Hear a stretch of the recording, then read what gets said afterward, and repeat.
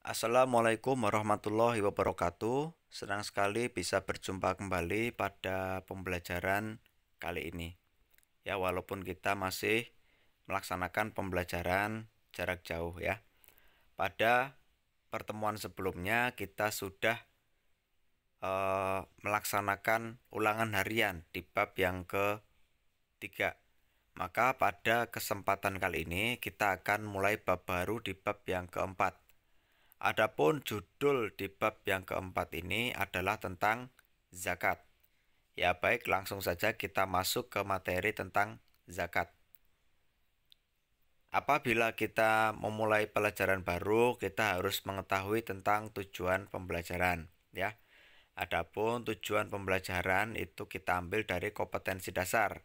Kompetensi dasar kita ambil dari kurikulum. Kurikulum yang kita pakai saat ini adalah kurikulum 2013. Di dalam kurikulum 2013 ini terdapat 4 KD di bab yang keempat ini ya. Yang pertama KD 1.7 menjalankan kewajiban berzakat sebagai implementasi pemahaman dari rukun Islam. KD 2.7 ini berkaitan dengan sikap. Kalau KD 1 tadi berkaitan dengan spiritual ya. KD 2 ini berkaitan dengan sikap. Menunjukkan sikap peduli sebagai implementasi pemahaman hikmah zakat, infak, dan sedekah sebagai implementasi rukun Islam. Pada KD 3.7 memahami hikmah zakat, infak, dan sedekah sebagai implementasi rukun Islam. Sedangkan pada KD 4.7 menunjukkan hikmah zakat, infak, dan sedekah sebagai implementasi rukun Islam. Ya, apabila kita menyimak dari keempat KD ini, pada bab yang keempat ini kita diminta untuk membahas lebih dalam mengenai hikmah zakat sebagai implementasi dari rukun Islam.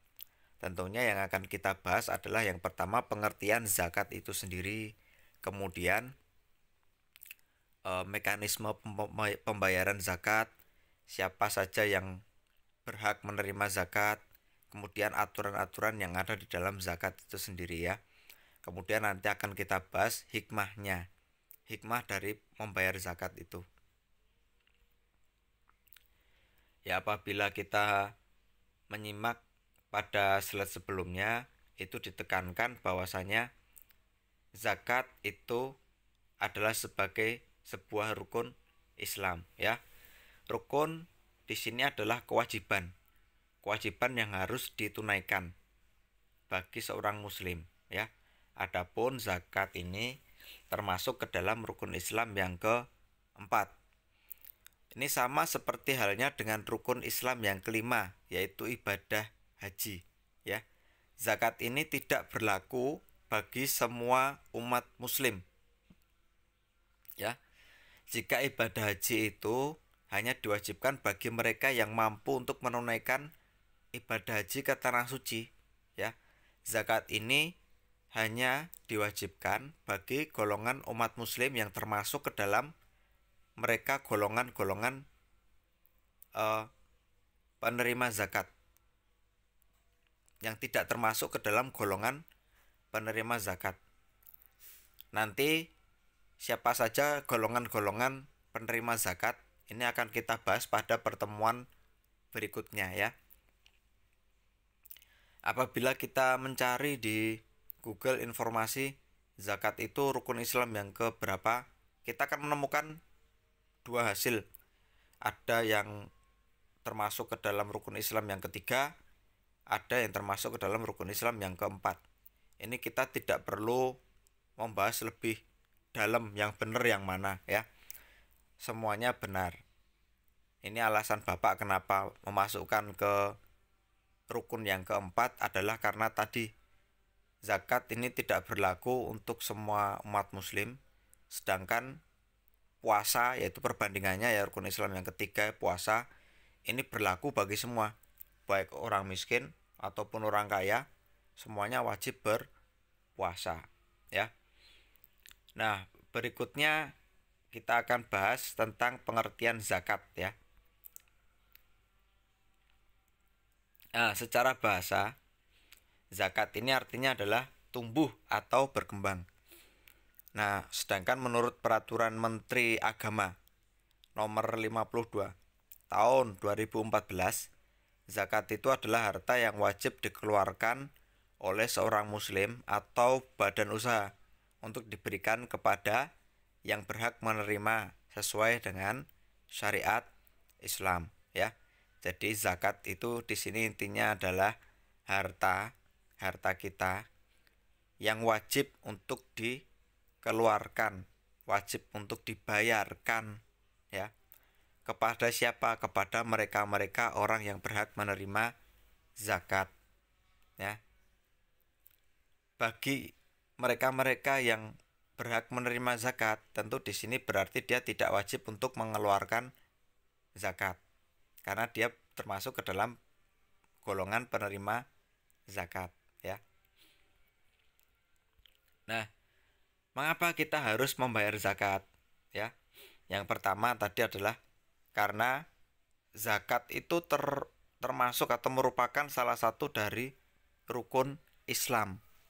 Sebagai sebuah rukun Islam, rukun itu adalah urutan-urutan atau kewajiban-kewajiban yang harus ditunaikan. Seperti halnya sholat ya. Seperti halnya sholat. Ketika kita sholat itu ada rukun-rukunnya, mulai dari takbiratul ihram, kemudian membaca surat Al-Fatihah, hingga mengucap salam ya, hingga salam. Itu apabila rukunnya kita tinggalkan, misalnya setelah rukuk, kemudian harusnya kita iktidal, kemudian sujud, kita malah langsung pergi, maka bisa jadi sholat kita tidak sah ya.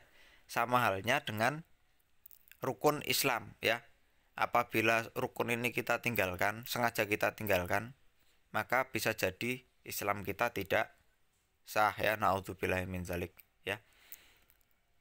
Tetapi apabila kita tidak mampu tadi ya, kita termasuk ke dalam golongan orang yang tidak mampu, di sini memang tidak diwajibkan. Ya sama, di dalam sholat juga ada rukunnya itu harus berdiri. Tapi kalau dia tidak mampu berdiri, mungkin karena sedang sakit, boleh sambil duduk. Oh, tidak bisa duduk, boleh sambil berbaring. Yaitu ya rukun ya. Jadi rukun itu kalau tidak mampu, tidak apa-apa. Tapi selagi kita mampu, maka ini diwajibkan ya. Berikutnya ya, zakat itu dapat membersihkan diri kita dari dan harta kita ya. Membersihkan dari apa? Yaitu membersihkan dari dosa. Sebagaimana kita tahu, harta yang kita dapatkan itu tidak mesti semuanya itu bersih. Bisa saja di dalam harta yang kita dapatkan itu terselip dosa. Ya entah misalnya ya, uang yang kita dapatkan itu dari hasil, misalnya kita berdagang, kita berjualan, tapi uangnya yang membeli dari kita itu adalah seorang pencuri atau seorang perampok. Kita tidak tahu uang itu didapatnya dari dia itu dengan cara apa, kemudian diberikan kepada kita. Nah, hal-hal seperti itu bisa dibersihkan dengan cara berzakat ya. Nah, kemudian yang terakhir, zakat itu bisa menjadi jembatan antara si kaya dan si miskin. Maksudnya ya, Allah Subhanahu wa taala itu menciptakan ada orang kaya, kemudian menciptakan ada orang miskin. Ini bukan berarti Allah itu tidak sayang atau tidak suka dengan orang miskin maka dibuat menderita, miskin. Kemudian Allah itu suka sama orang yang kaya, kemudian dibikin kaya, bahagia, ya. Bukan seperti itu. Adanya orang kaya dan juga adanya orang miskin, ini adalah bentuk keadilan Allah Subhanahu wa taala. Coba kalian bayangkan bagaimana seandainya semua orang itu kaya. Semua orang di dunia ini kaya, punya uang banyak. mungkin tidak ada yang mau menjadi petani, mungkin tidak ada yang mau menjadi pedagang, dan sebagainya. Karena semuanya sudah kaya. Karena nggak ada yang mau jadi petani, nggak ada yang mau menjadi pedagang, maka kehidupan di dunia tidak akan bisa berjalan. Karena semuanya udah jadi orang kaya semuanya. Ya, nggak ada yang mau menanam tanaman dan sebagainya, maka akan menderita. Makanya ada orang kaya, ada orang miskin di dunia ya. Ini tujuannya karena Allah itu adil. Maka